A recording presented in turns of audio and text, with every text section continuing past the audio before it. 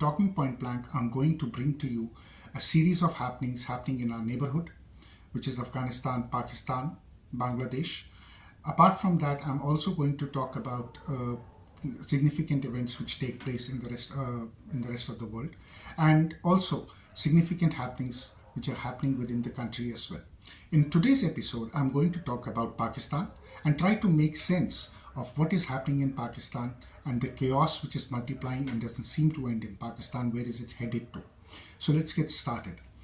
There are three significant things which have happened in Pakistan today.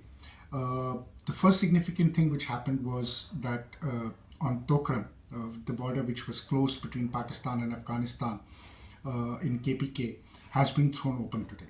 Now, this border has been closed for last about more than a week now, and we saw Pakistan and Afghan Taliban clashing at the border, and there were reports that Afghan Taliban even overran a couple of Pakistani posts in Tokram. After that, the border was closed for trade, and there were multiple negotiations which happened between Afghan Taliban and Pakistani establishment, including a meeting of jirgas from both sides, the tribal elders who sit down and discuss issues and try to resolve them amicably. And the last jirga failed, but they have found a breakthrough. And the breakthrough has come in a way where Pakistan has accepted and sort of backed off from their demands, and they have let Taliban construct two new security posts right on the border of Tokram. Now, the work for those border posts, is going on in full swing, and the border has been again thrown open for trade. Second significant thing which happened in Pakistan today is the attacks which just don't seem quite to die down in Pakistan, and they are escalating every day. We have seen about 9 attacks happening in KPK today, and we have seen about 5 odd attacks happening in Balochistan today. So about 14 to 15 attacks per day is becoming a norm in Pakistan, which in any way is not good for a country which is reeling under insurgency and high insurgency. And we have seen casualties of Pakistani forces happening today, including a army captain who lost his life in Khyber Pakhtunkhwa today. We have seen people dying in Pakistani army forces, personnel dying in Balochistan as well in an IED blast which targeted their vehicle. So on one side, the Pakistani security scenario is getting very chaotic. On the other side, the political storm in Pakistan is also picking up. What is really happening in Pakistan is that what we are able to see is that there is no consensus between the political leadership and the Pakistani establishment or the Pakistani military on how to deal with this insurgency, which will really have taken them by surprise. For the rest of the world, it was not a surprise that they got engulfed into this kind of an insurgency. But for Pakistanis, it has come as a great surprise because they have not been able to control it, they have not been able to foresee it, and they have not been able to deal with it. Now, there are a couple of reasons behind that. Yesterday, General Asim Munir had briefed the Joint Parliamentary Commission, which included the Prime Minister, his cabinet, leaders of opposition and other parties.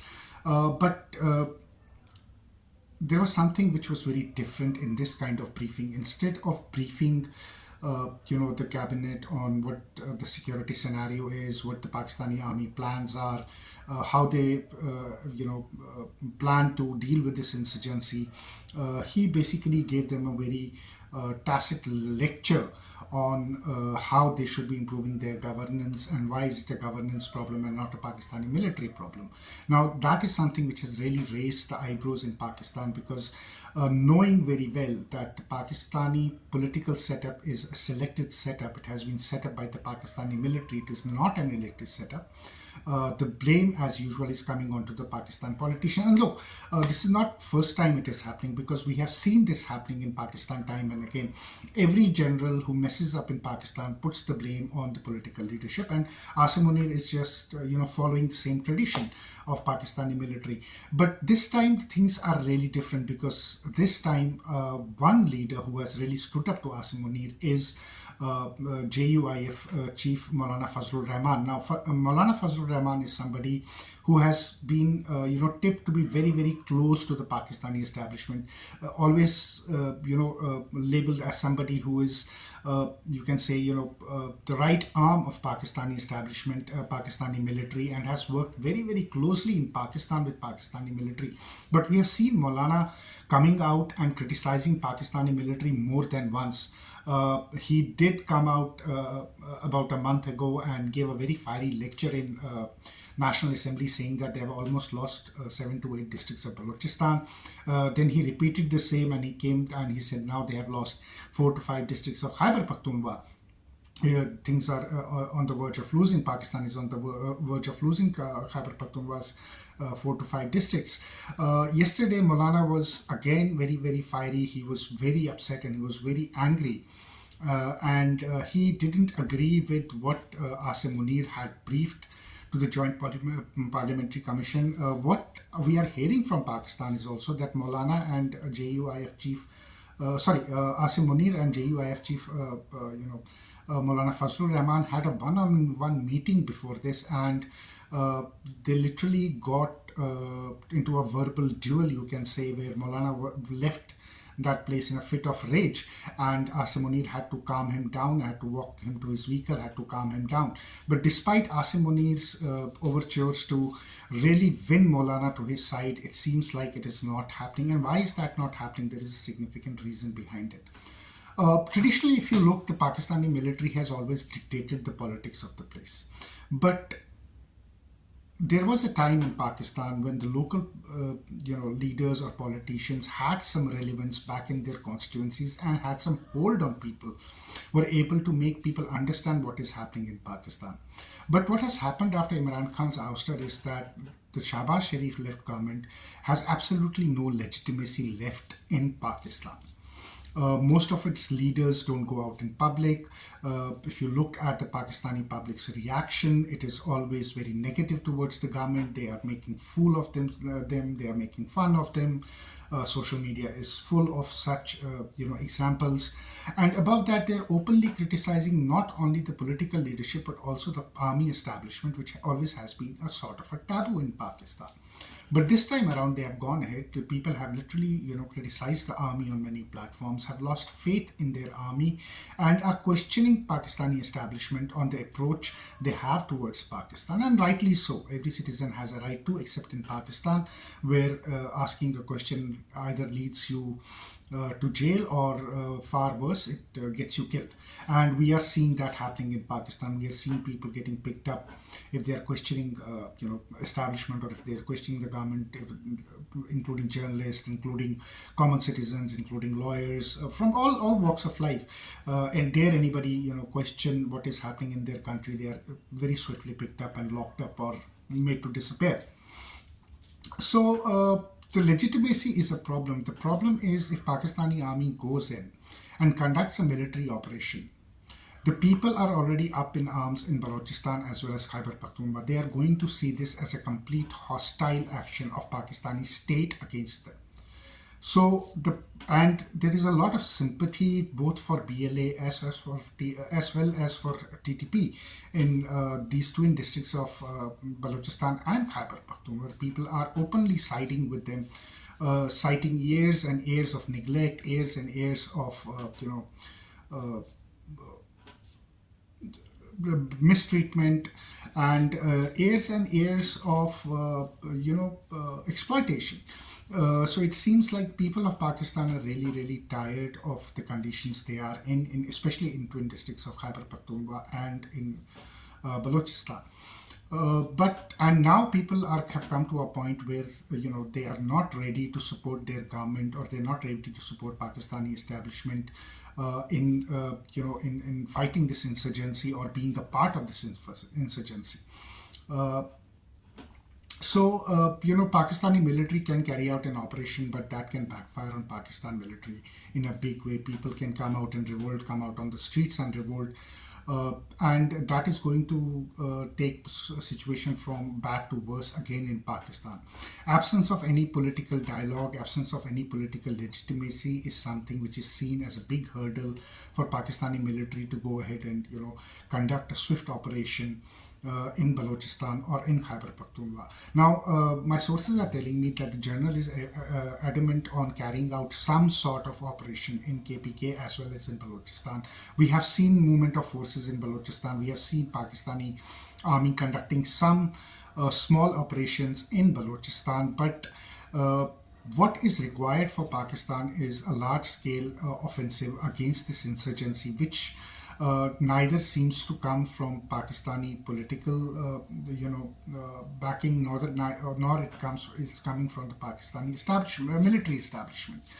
Now, within the military establishment, there are also different point of views. There are many generals and corps commanders who are not confident, or subordinates of Asim Munir who are not confident that this kind of military action is going to get them some results which will be beneficial for Pakistan in future. On the contrary, they are arguing that ill-timed, ill-prepared kind of an operation is going to backfire on them. They are going to see casualties, and they are going to get, they're going to lose more face among the people of Pakistan, and it is going to make people of Khyber Pakhtunkhwa and Balochistan more hostile. So, given the scenario in Pakistan, it seems like the Pakistan's political will and the Pakistan's military will is extremely weak. The will is broken. The morale in Pakistan army is extremely low. There are reports that Pakistani security forces personnel are deserting. They have videos which have come up suggesting the same. Soldiers have come up and said they want to desert because they are in a very bad condition.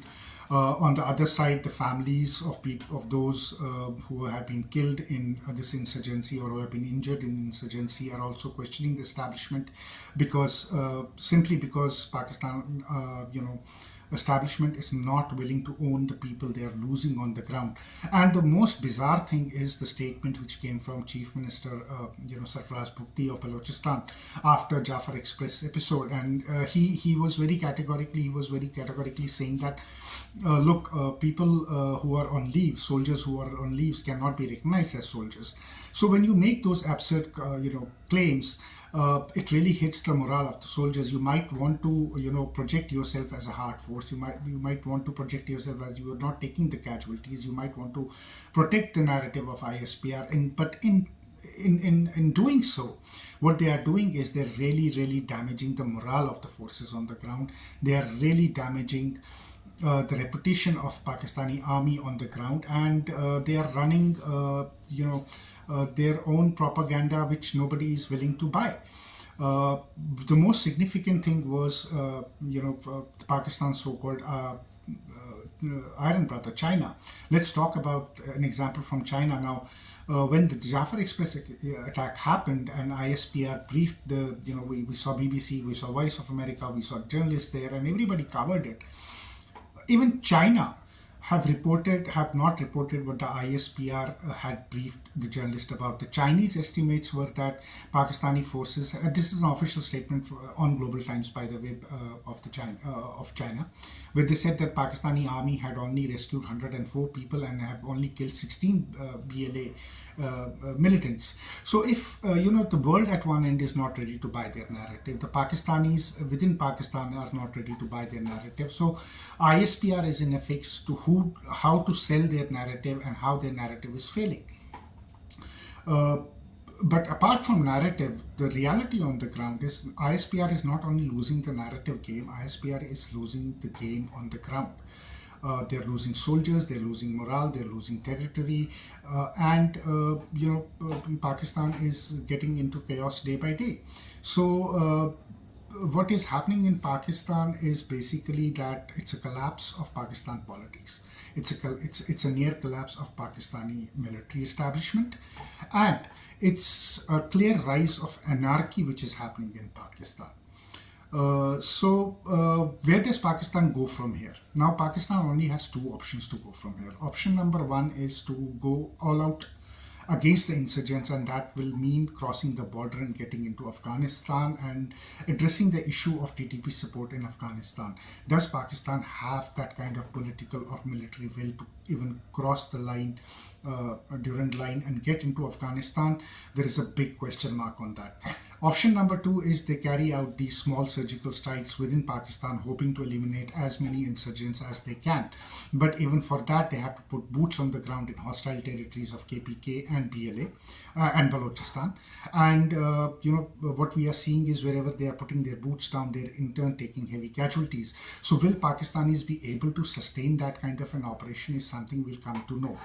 But from the military top leadership, it seems like Asim Munir is hell-bent to, put up a show for his own, survival as a general in Pakistan. And Shahbaz Sharif doesn't have any other option, or cannot even suggest something, because he knows that he doesn't have the political legitimacy. He has to back whatever General Asim Munir says.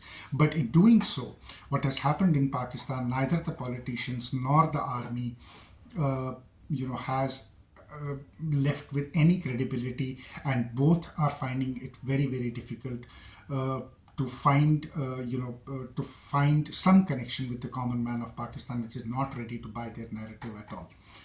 So that is what is happening in Pakistan at the moment. I will be keeping an eye on Pakistan, I always do, and I'll be bringing you more updates from Pakistan. I'll try to bring daily updates from Pakistan, and apart from Pakistan, I will also try to bring updates from other parts of the world, and also from within the country, as well as from Bangladesh as well. So if you like this video, kindly like it, kindly share it, kindly subscribe it, and I will see you in the next episode of Talking Point Blank. Till then, thank you.